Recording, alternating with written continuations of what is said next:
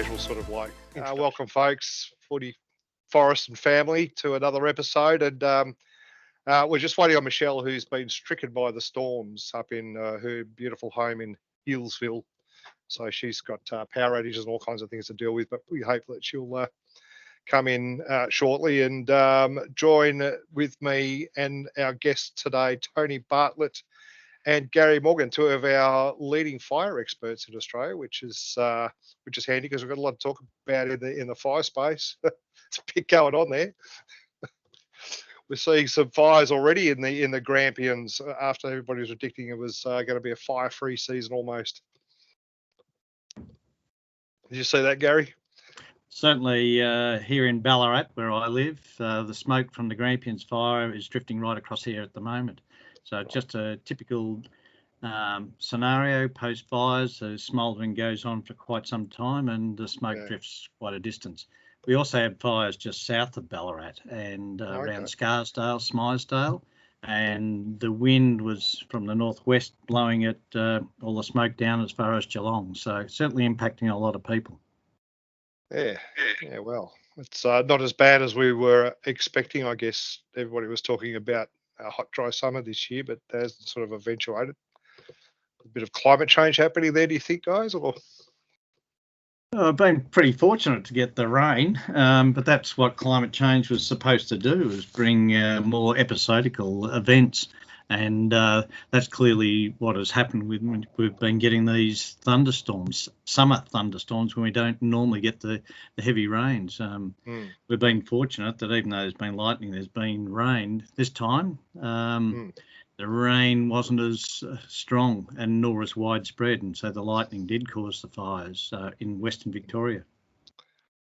Yeah, okay. It's so how bad are the fires? I mean, how have you had a close look at them, Gary? You've spent a fair bit of time observing fires up close in your career, in your storied career. I certainly have in the past, but not these fires. They only happened yesterday. I haven't been out, but I do know a number of people who seriously had their houses threatened just south of Ballarat here. Fortunately, they didn't lose homes, but that wasn't the same as the people in Pomonal, just on the if you like, the eastern side of the Grampians. Right. Well, and we're very happy to welcome Michelle. You finally got some reception, Michelle. In the car. You're on mute, Michelle. I am too, sorry. Yes, I'm in my car just down the road where phone internet seems to be working, or it's not at home. Right. I think it's just working because we've got a fabulous frozen picture of your face there. So anyway, that just shows how adaptable foresters are, Justin. That's right, Tony. Very true. Maybe should I turn my camera off? Does that? Well, sadly, yes, because we always love to see you, Michelle. But how's things going there, by the way? How are you coping with the power outage? Oh, we're just contemplating how much of our fridge we're going to have to throw out in our freezer, because it's starting to, it's been relatively warm as well. So, yeah, after a full, more than 24 hours now without power. So, and no sign yet of when it'll come back on. So we'll see how we go. It's just a typical example of what happens post fires too. This happens to lots of people after fires. There's often major power outages associated with the fires, particularly when the infrastructure gets burnt, and a lot of people suffer even if their homes haven't been burnt. Well, I guess the reason that we've invited you and Tony to be here today is because mitigating fire risk and reducing fuel loads, which has been a tried and tested method of mitigating fire spread and severity, has been questioned recently in a review paper. It sort of raised a few eyebrows, I guess, in the fire academic space. Tony, you've done some work recently in this, looking at some of the fire research that's available, and then this suddenly comes across your desk. What was your first reaction when? And the paper that we're talking about is called Identifying and Managing Disturbance-Stimulated Flammability in Woody Ecosystems. I think the paper suggests that leaving the forest alone rather than carrying out more traditional methods of fuel reduction would reduce the flammability of forests. Have I got that right, Tony? Yeah, no, that's correct. And I certainly first heard about this on the ABC one morning. So, it doesn't surprise me because, as you said, those academics have published a number of other kind of related papers, which I've been looking at. And just in relation to this one, this basically is sort of challenging all the known understanding of forest fire management in Australia. And, it's really only a review paper, which quotes a few other articles, some from overseas, some from Australia, and basically ignores the great body of research that's been done over decades about bushfire management and prescribed burning. So, it's got to be taken with a grain of salt. No one in the spheres that I work in sort of thinks that there isn't room for people to question what's going on, but it needs to be done in a balanced way. And I've participated in the past at ANU actually with David Lindemeyer, who's one of the two key authors of that paper, where we've been lecturing students in the same lecture theatre, and he gives a presentation about fire management and his views, and I've given one that's just diametrically opposed. So the students then get to see the two different alternative viewpoints. And one of the key points that I've made here in the ACT publicly is that basically what the theory that he's put forward doesn't actually match the reality of what's happened in the forests in the ACT, where they've been burnt by two very severe wildfires in less than 20 years. So how anyone thinks, and 80 to 90% of the national park burnt each time. So how anyone thinks you could keep fire out of it for 70 years, what they're saying, and there's no place for prescribed burning, just doesn't match the reality of what's going on. So when you say the reality, I mean, are we talking about desktop modelling and theory here, or are we talking about decades of being in the bush, fighting fires, seeing the results of fires, I think observing fires? Yeah, that's certainly my perspective. Maybe Gary will comment, but we both worked in an organisation in Victoria where fire was part of your everyday work, and both prescribed burning and fighting bushfires. So, when we joined the organisation in the 70s, there was already decades of culture before that, people learning and doing and putting out bushfires in the mountains and so on and so on. And what we do these days isn't exactly the same as what was done in those times, but a lot of it is based on long-term experience. So, the point I would try to make is that, okay, it's all right to have conceptual theories about what might work somewhere, but we're dealing with forests that are not all equal, and a lot of that research that they've done has been in relation to wet forests. So, where, for example, in Victoria, where much of the damage was done in 2019-20 was dry forest type. So very different forest type that behaves very differently to fire and also behaves very differently in relation to prescribed burning. You can't do prescribed burning in wet forests anyway. So it's what they do is they present an idea and then talk about it as if this is the solution to fire management across all the forests of Australia, which I don't think is actually a good way of going about things. Gary, did you have any thoughts on that? Yeah, I have lots of thoughts on it, Justin, and Tony is correct. It's all right for people to theorise, but you really have to base that against practice and experience and learned experience. And we've had lots of royal commissions and other major inquiries, and it keeps on coming up time and time again that fuel reduction burning has actually helped to save a lot of areas. In the Bushfires Royal Commission, there was examples given about fires going into the Beechworth Budgegonga fire It went into prescribed burning area, and if it hadn't have gone in prescribed burning area and it had been in what was long unburnt fuels and continue with the fire behaviour that had there, then all the Ovens Valley would have gone. That's all the townships of Myrtleford and Bright would have been funnelled up the valley. Now, that's come out in Royal Commissions, and we hear time and time again with these major inquiries about the need to do more land management. And that is about doing the cool burning at the right appropriate time. We call it prescribed burning because it's not just being planned, it's planned to prescriptions. And we monitor what we actually do in reality, and then we adjust the prescriptions to make sure that we're achieving our end game. And that is about making sure that you're looking after your ecology, you're looking after the flora and the fauna that's there. And at the same time, you're stopping those major megafires racing across the environment and then threatening infrastructure and towns.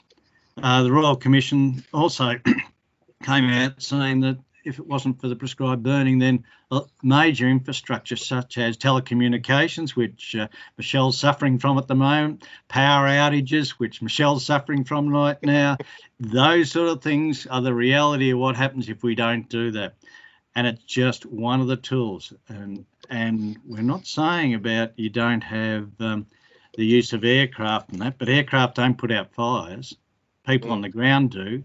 Prescribed burning doesn't stop a fire, it lowers the intensity, and it enables you to then be able to employ strategies with people on the ground to actually put out the fires. So it's all important. And you've got to put the whole package together.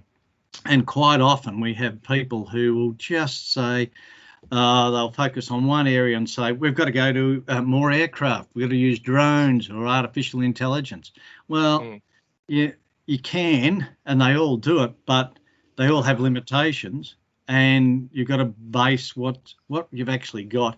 And in all places, it's government money or commercial money going into it, which ends up being shareholder money. And if not, the consequences are insurance companies are paying, which goes again, it's the public who pay for all the decisions which we make and whether they're right or wrong. So let's have the serious conversation about dealing with the whole environment at once and what are your key performance indicators, not just one key area. Policies around the fire management space and forest management in general, it's sort of difficult to see which way it's sort of going to go, one way or the other. Michelle, in your work with Forestry Australia, do you think review papers such as the one that we're discussing at the moment have any real impact on policy? Do you think that the publicity that sort of is generated around these sorts of research, well, shall I say findings or reviews, do you think that they would influence a government policy or get politicians thinking in a particular way? Look, yeah, it's a good question, Justin. I do get concerned that when we have particular papers that gain a lot of media interest, as this one has, that does have a broader influence on the broader community, which then potentially can influence political decision making.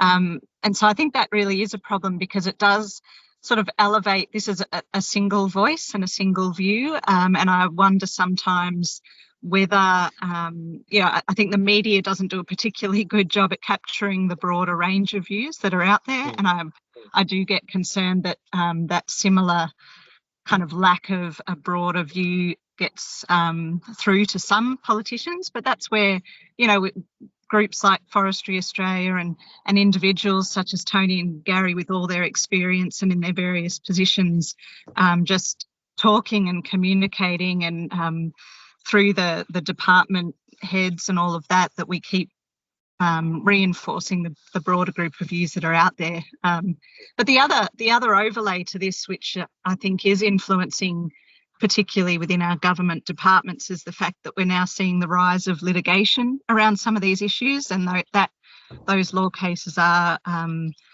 these sorts of papers are being brought into those as well, and it's creating a lot of risk aversion or fear, and litigation costs a lot of money, and so these sorts of things also in turn seem to be increasingly influencing political decisions around forest and fire management at the moment. So I'm really interested, and perhaps Gary or Tony has some views on this, but how might we move away from this politicising and litigative environment where we've got sort of politicking and lawyers, decisions made in law courts having such an influence on some of the ultimate policies that come along?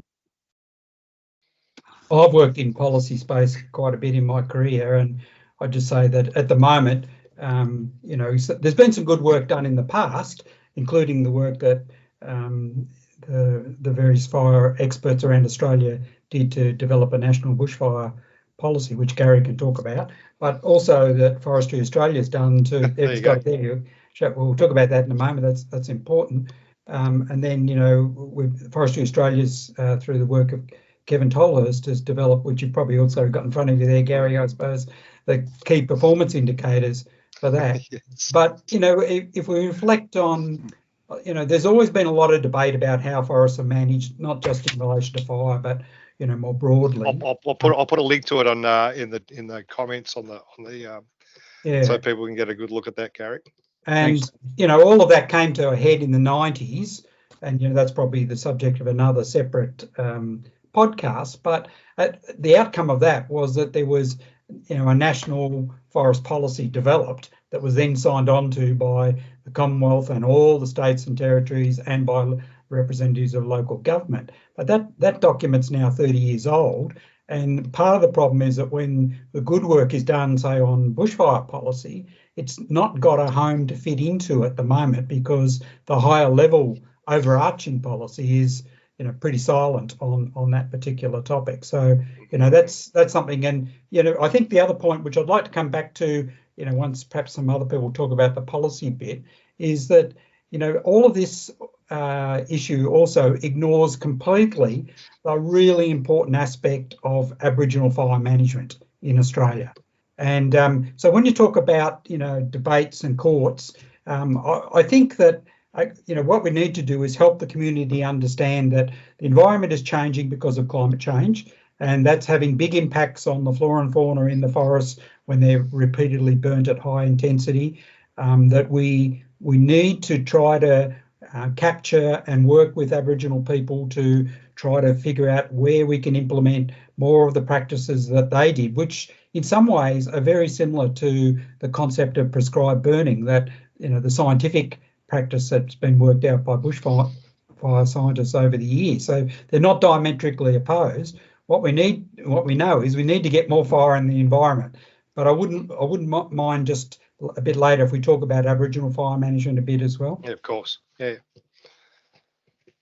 Gary, the question being around particularly how around policy, but also how you manage that litigation aspect of it as well. Like it's been weaponized, some of these papers, I suppose, in litigation actions, as Michelle was mentioned before, and we saw it recently in the Wombat State Forest, where even collecting firewood and wind-thrown timber was challenged, and I think am I right, Michelle, in the judge in that case didn't know the difference between a standing tree and a tree which had been knocked over by the wind, as far as the potential impact of becoming fuel for a fire. So, Gary, how do you do that? How do you stop that from becoming a weapon? These sorts of things. I don't think you can stop it becoming a weapon, because there already is a weapon, and we've seen that that happened. Just so happens we follow what happens in North America, whether it's America or Canada, and the litigation side of things is creeping more in here. And people who may be considered well-meaning, I'd say in a lot of cases misguided, think that they're trying to do the right thing in protecting the forest, where they're not really doing that at all. They're making directions which they're either frustrating prescribed burning going ahead through a whole lot of legal courses of action, or we're like what we're suffering at the moment with the Strathbogies federal court case, which could have significant impacts right across Australia, not just for Victoria. What goes on there has been decided by people who, in the end, have no accountability. They have responsibility to make decisions, but they don't have accountability for what their actions are in the end. And the accountability really is with the land management agency in the various jurisdictions. And that is why, under the national policy statement for forests and rangelands, which Tony Bartlett just mentioned to you, that we developed how to turn the goals that are in there into key performance indicators and objectives, so that if we can measure whether or not the agencies are striving to meet what had been considered as the national policy. It's still in place. It hasn't been superseded, but it was really a major step forward when you can have all the jurisdictions in Australia and New Zealand in this case came together under COAG and agreed about the directions. Now, the only thing that hasn't happened is there has not been a way to measure whether the jurisdictions have been coming up to what they said was their instated visions for the forests and rangelands. Now we have got that. It's a matter of how we can then get them recorded and then measure our performance as we go ahead. And that gives our overall thing. The problem is, a well-meaning judge or even a politician will make a decision, but whether they're going to be around to see in 10 years' time whether their decision was correct. They may be alive still, but are they going to be accountable? I don't think so. However, the people in land management agencies hang around for a long time to have a long-term view about what we're trying to achieve. And we know we've got climate change, and you may go on and talk about it, but if we don't allow the vegetation to move with climate change, we have to remember that our vegetation is fire adapted or fire dependent vegetation. Now, if we don't have fire, how's it going to move? How are we going to get that? We've already got a lot of isolated pockets because agricultural land surrounds a lot of forest, but where we've got contiguous forest, we need to be providing the natural way for the ecosystems to move so we still get them. Otherwise, if we lock them and do nothing, we're actually going to see a decline in our flora and fauna. And that is a catastrophic result of people who may think they're trying to do the right thing but are misguided.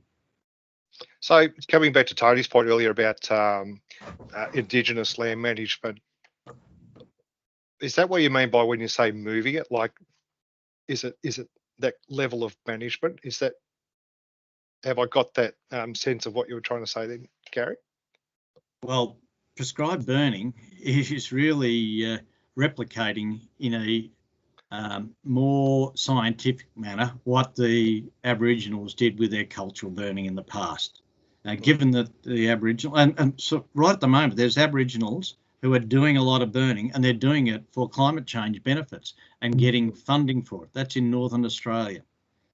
So, and they're using high-tech methods. They're using helicopters and they're using aerial incendiaries to light the forested area up there.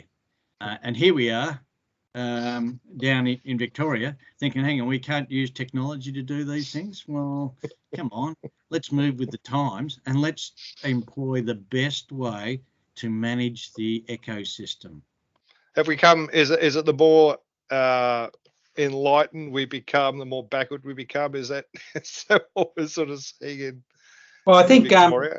but I really think a key message here, though, is we have to learn to listen to Aboriginal people. And I'd just like to share one example that humbled me relatively recently. So on the back of the ANZIF Forestry Conference, I went on a field trip out to look at some of the areas that were burnt in northern New South Wales in 2019-20, very significantly burnt. And in that group of people that were showing us around was a group of Aboriginal people, and they were talking about what that fire had done and then what had happened since the fire.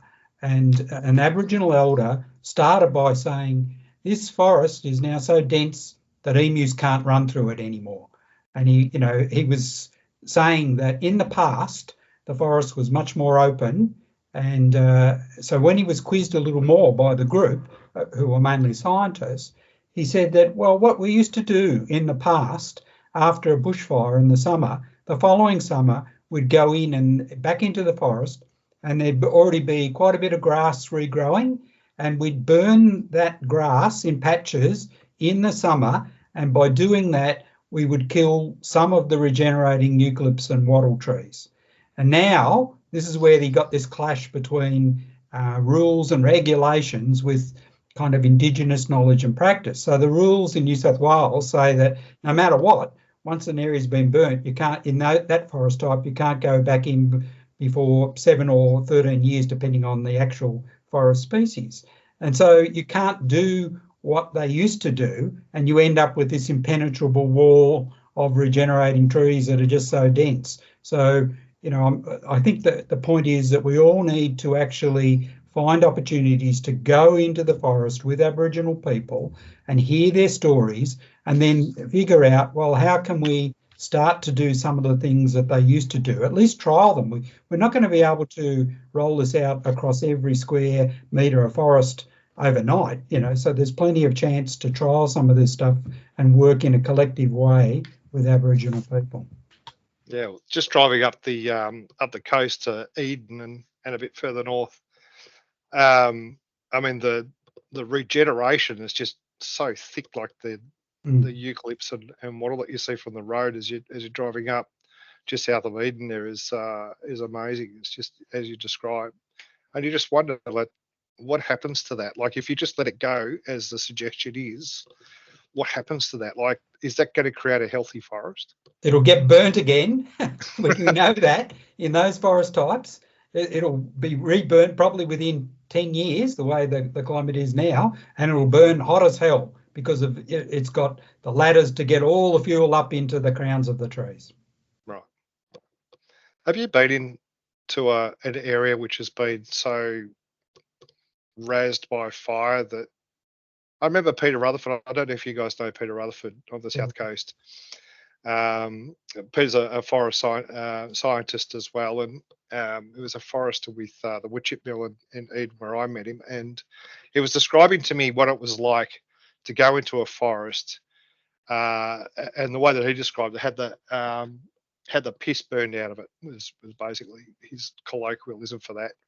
And he said it was silence. He said there was you could not hear a living thing. He said it was the most eerie, desolate sort of sensation. Is that your experience, Gary, when you've been into a?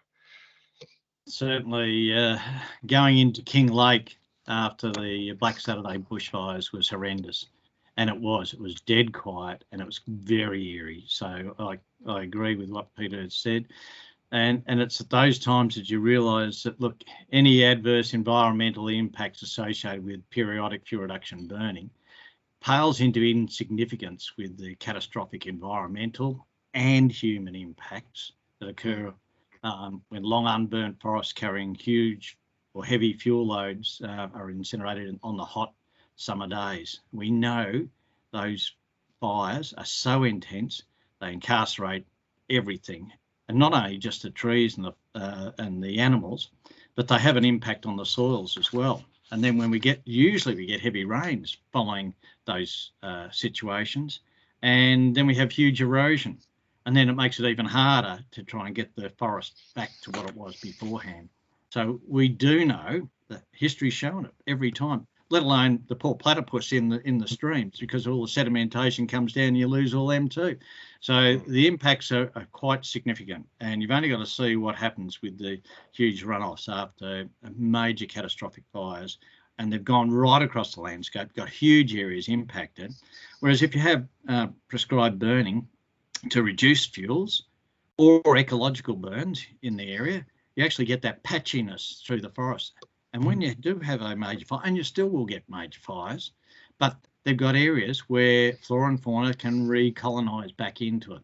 So that's where it's sort of, Tony was talking about the Aboriginals, and they got it right. There was patchiness right across the forest.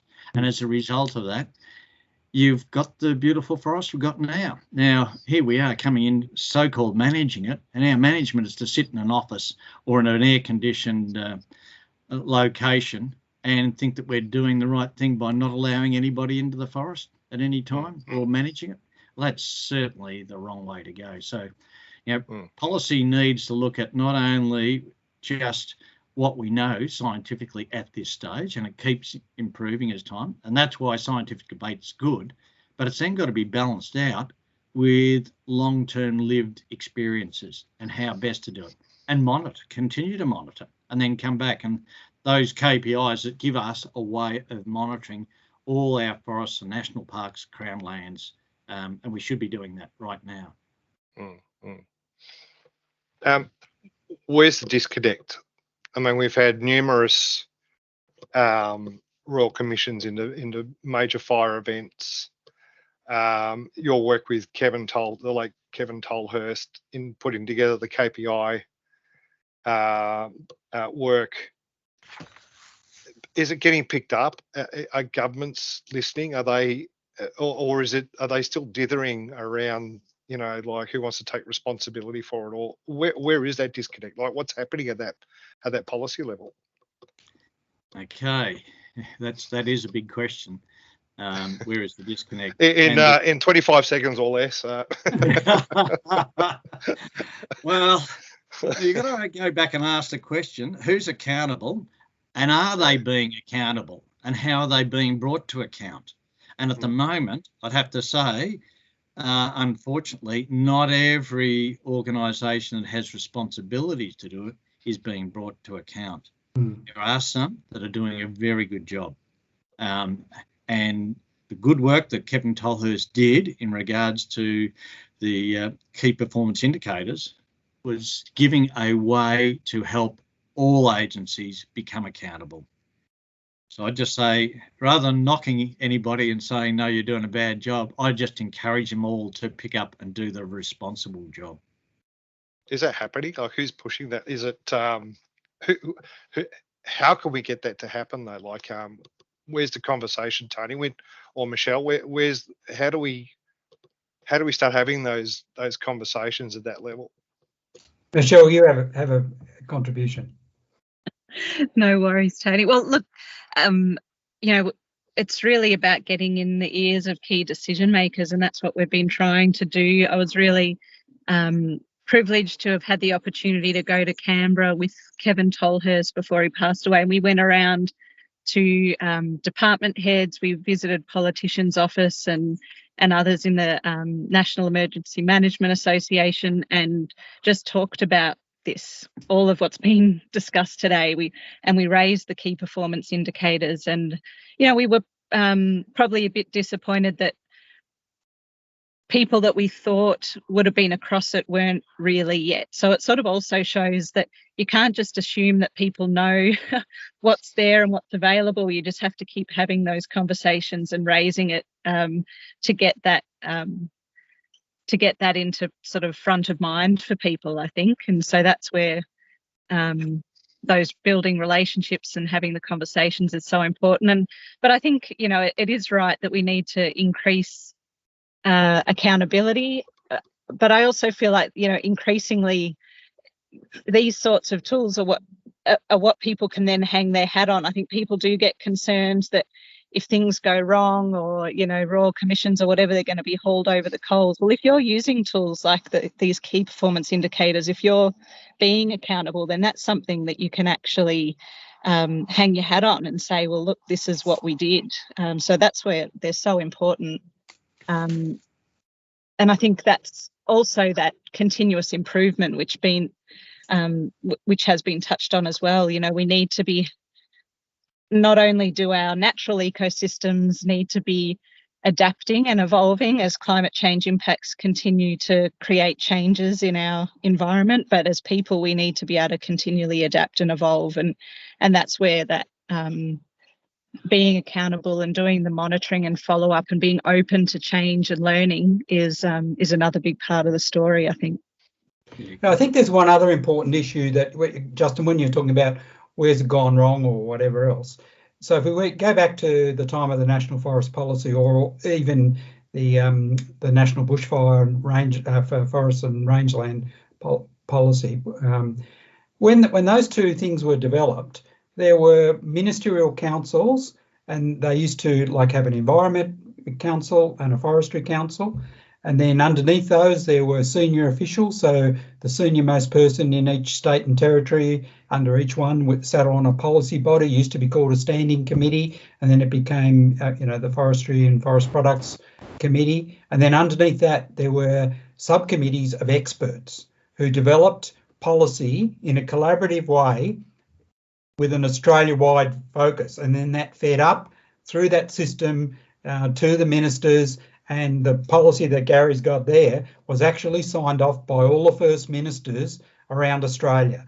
Now, during COVID, all of that system was dismantled and has not been properly replaced at this point. There's some talk about getting it back together again. But, you can't, where you've got an issue that cuts across Commonwealth responsibilities, state and territory responsibilities, you can't just do it by people not working together. You need that sort of common policy framework, and people need to learn to trust each other. And then on some issues, so you've got these two separate forestry and environment streams, but when it really mattered, they came together and all agreed that, yes, this is what the national approach should be. So I think, we also need to lobby to try to get some of that back on the agenda, using the fire issue that's not getting any better, it's getting worse, and we need to find sort of forward-looking strategies for trying to address some of these problems. But has it become so divided, the conversation around forest management? And I think this paper also tries to drive a wedge into that forest management. It's divided, but as Gary pointed out, it's always been divided. But the beauty of this mechanism is you had the people who are responsible for environment and the people who are responsible for forest management all sitting around the same table. So in the subcommittee structure that I talked about, the Forest Fire Management Group had National Park fire managers and forest area fire managers all sitting there and working together and going out in the bush and looking at what each other were doing and so on and so on. And then they put together this common policy. Gary, you might want to sort of speak a little bit about that, but I think that's a really important mechanism that we've kind of thrown out without any real understanding of what it means then without a mechanism like that. Yeah, I back up what you've just said, Tony, because I think it is really important. The fact that you bring together those key people, because when we're talking forests, I talk about the forested land, because it's not just state forest. It is national parks, it's crown lands, it might be private land too. It's any land that is forested. So if you're going to manage, and as both of us know, some of the very best fire managers are national park staff. So it's not like, the point I was going to try to get to is, so you've got academics, and as I said before, they've got their role, but they're only one voice. And you've got this collective voice of experienced people who come from different organisations with different responsibilities under legislation and so on. But when it comes to sorting out, well, how can we collectively move forward in a way that when you've got fires in forested landscapes where there's, one bit's national park and one bit's forest, and the fire doesn't, respect any sort of dotted line boundaries, you need sort of common approaches. So that's what we're trying to get to. And then that should feed up to the politicians who understand that this is the common collective view of the people who manage all these lands from east to west and north to south in Australia. Yeah, it's that peak is it. I don't know. I just feel like we're just not quite getting there, and there just doesn't seem to be any great policy that's taking root or hold, and there doesn't seem to be enough enough language coming out of government or visible effort to reduce fuel loads or to actively manage the forests.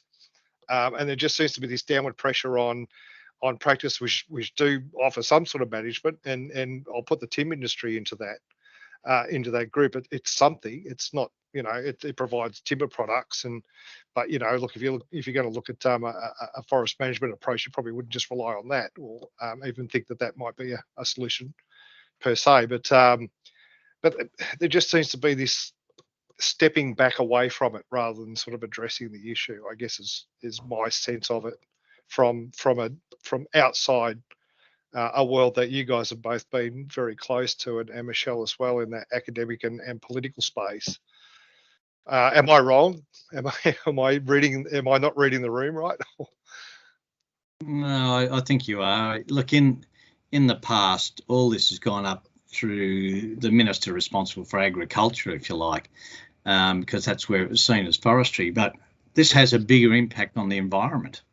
And you'd have to say, this is why the national policy statement, it was actually signed off, as Tony said, by all First Ministers. And you have to turn around and say, hang on, why was that? Because it does cut across everything. The Environment Minister should be picking up the key performance indicators and saying, hey, are we meeting these requirements in our national parks? It seems that at every election we seem to have more and more national parks being declared. It's a flavour of what's been going on now for quite a few decades. But nobody's putting up and saying, we want to manage for this very reason, and we're going to make sure that we're going to monitor that we're achieving those objectives. They might say we're going to save X or Y, but they're not then doing the follow-ups. And what Kevin Tolhurst with the Australian Forestry's Forest Fire Management Committee and the Forest Fire Management Group put together was something which they could use. The Minister for Environment should be going and using that, and then going out to all those ministers responsible for national parks and saying, where are you at with this? How are we looking after the flora and fauna? How are we going to make sure we're going to deal with climate change? What are you doing to manage the landscape? At the moment, I'd have to say there's very little. And so where's the accountability again? Now, the federal government needs to be coming in to say to the states and territories who have the responsibility to deliver, but the federal minister's accountable for where they're all going. And you have to say, well, come on, step up, ask the questions.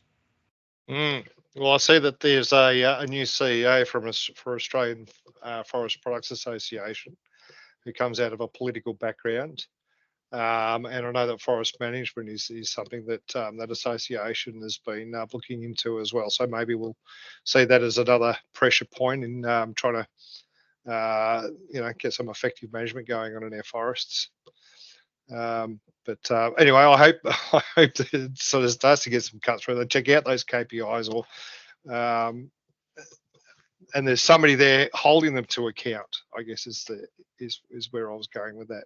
Well, there's there's a productivity commission who could be also asking these questions. Quite easily, they could be asking the questions of governments, what's going on? And once again, productivity commission could be using these key performance indicators to measure them. Insurance you touched on insurance before too, Gary. That's a big thing. It's where the money is as well. That can influence the government in some ways. Yes, unfortunately, catastrophes, just like Michelle's suffering with the outages of power and that.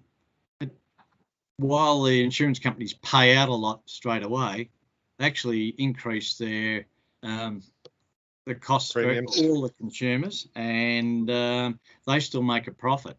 And when we have a major bushfire, more people are going to go and buy insurance because they might get burnt out, so they do better out of it. I'm not seeing the insurance industry buying into this in a big way to actually help reduce the harm to humans, infrastructure and the environment. What they are doing is reaping the benefits, the profits. Now, I'd like to see the insurance industry turn around and invest in the research and the outcomes to make sure we can have a better way of living with the fire-prone environment, and which is going to get worse under climate change. Is there enough research, Michelle? Is there enough research in this space, or should there be more? Should we be looking at new ways of thinking about management, or how do you see the current raft of fire research? Oh, look, I think there's some amazing work still being done in research. There can always be more, I believe, in terms of research. But I think the more important bit, and we've touched on this already, is marrying up that scientific, academic, or Western science view of things from an academic perspective with the on-ground professional experience of forest fire management workers, with the deep-held long cultural and traditional knowledge of Aboriginal people, and sort of marrying all those things up together, and not sort of kind of keeping them in silos or just listening to one particular view. So is Professor Linda Mayers... Sorry, go on. Can I just add that, what we need to do, because we don't have all the answers yet about how all this is going to go in a changing climate. So adaptive management, one of the key planks of that is you've got to continue to do new research and monitor what happens when you change your strategies and then it inevitably gets burnt by a big bushfire. Monitor what the outcomes are. So research has a fundamental role in the way forward in forest fire management. So does Professor Linda Mayers... Sorry, does Professor Linda Mayers' work on this paper that we mentioned earlier, does that help? I mean, does it help us think about things in a different way? Does it sort of like, is that the way that you see it, or is it just sort of like a distraction? Personally, I think it's a distraction because, as I said before, it doesn't match reality, and you can't keep fire out of all these different forest types for 70 years. And just trying to portray it in a simplistic way when it's a much more complex issue. If you sit down with Aboriginal people, as I've had the fortune of being able to do after the Victorian 2019-20 fires, each one of those has got very different stories about what needs to happen in the forests and how it's impacted on this particular totem species or whatever else. So we need, to actually understand that these are complex ecosystems and it's going to require complex strategies that are tried and tested over time. Sorry, Michelle, I interrupted you before. No, that's okay. I guess I was just picking up a bit on what Tony said in relation to the need for ongoing research and monitoring, which is so true. But probably where I'd reflect one major gap is that there used to be a lot of, relatively quite a lot of long-term monitoring projects, which was measuring stuff on the ground over long time periods and learning from that. And I think we do have a gap in that space at the moment where current research is increasingly based on theoretical models or short-term, one season worth of field data collection, etc. So if we were going to invest in more research, I would love to see an increase in that monitoring and those long-term, and I'm talking decadal, 10, 20-year timeframes where we're actually repeating and going back and measuring, because, I did my PhD up in the Northern Territory, and there was the Capelga fire experiment done up there, which spanned 30 years, and the knowledge that came out of that and that I drew on heavily in terms of my learning was just invaluable. You can't place a value on that long-term knowledge. So that's where I'd love to see, if we were going to be investing more into research, it'd be into those longer term programs. We're seeing the demise of Vic Forest in Victoria. Vic Forest employs a lot of experts in land management, forest management. Are we going to see? Is that going to have a perverse outcome on our ability to do such research, or to have these? What's going to happen to these people who've got all this experience?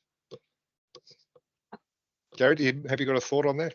Yes, my understanding is that the Vic Forest staff are going to move across to a government agency, DECA. So that's going to have a positive impact on DECA, because they're going to have people with experience who have done high intensity regeneration burning. They've had to keep the fire within the designated boundaries. They're going to understand fire. They're going to be the next cadre of top-level incident controllers who DECA will be able to use, and CFA. So in the short term, they're going to provide an increase in experience and expertise for the government in fighting fires. What's going to happen long term, though, is that they're going to get older. They're not going to continue to get that high intensity regeneration burning experience. And then given time, we'll go back to where we were again. So short term, it's going to be beneficial, but long term, it's going to be disastrous for the state of Victoria particularly as climate change hits in and we have an even worse fire situation. So short term gain, long term greater pain. I'm mindful of time. Thanks, Michelle, for driving down the road.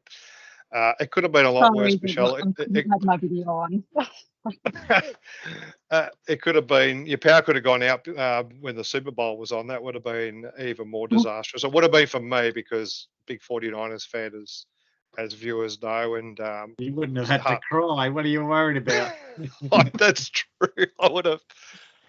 Oh, that was a moment. Yeah, but look, thanks, Michelle, for jumping in the car to be with us today. Try flicking your camera on just to say a quick goodbye. And thanks, there you go. And thanks, Gary, for joining us today. Really appreciate your time, and Tony as well, to have two preeminent forest scientists with us to talk about such an important issue is a real privilege, and your insights into this topic have been really incredibly valued, and I'm sure anybody who watches this will take a lot from it. So thanks very much, and let's hope that we see some more common sense prevail. Great. Cheerio. All right. See you guys. All right. Okay.